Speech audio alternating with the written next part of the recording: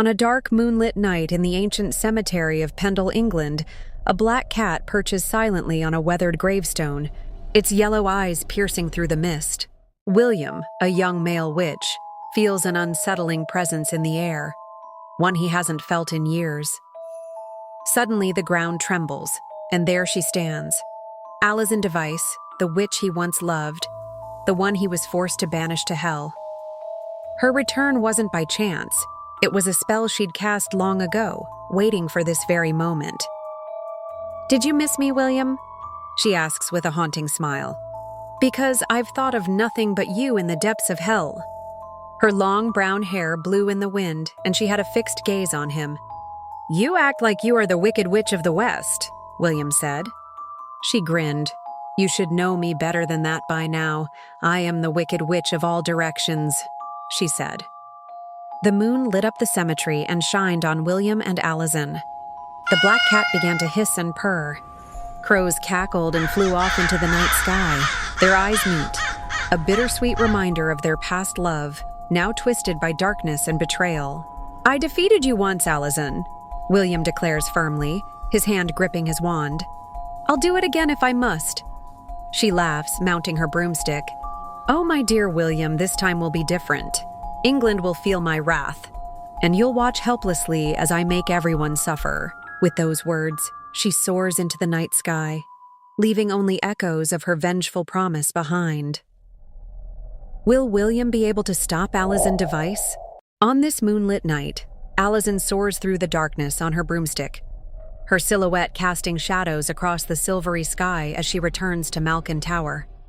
The ancient stones seem to whisper her name as she lands, centuries of dark memories buried beneath these cursed fields.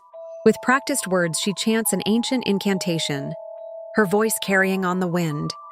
The air shifts, and from the shadows emerges Tib, a demon boy with eyes that gleam like burning coal. In his small hands, he clutches a weathered spellbook.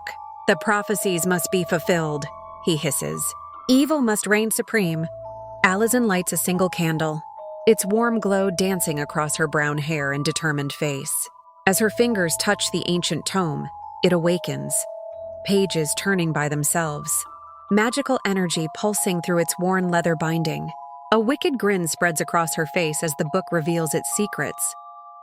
Nearby, a black cat watches silently from a window. While at home, William, the young male witch, gazes into his crystal ball, witnessing visions of what's to come.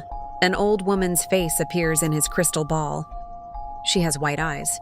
The crystal ball warns William that Alison plans to punish the ancestors of those who killed her family, and that she desires to be the most powerful witch, that she must be stopped.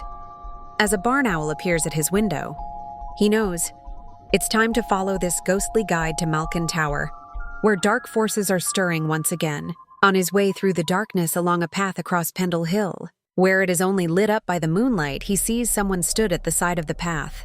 That's when he realizes it is not a man, but a ghost of a man glowing by the moonlight. William remembers him from the 1600s as a man who Alison cursed, and that man died as a result of the curse. It was a young man named Joseph who had been dead for many centuries. The ghost wore old-fashioned clothes from 1623. "You must stop her," whispered the ghost. "She plans such terror." "Stop her," whispered the ghost.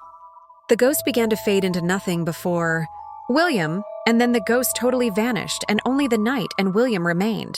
He continued his journey along the path towards Malkin Tower. Alison reads the spell book and chants a spell.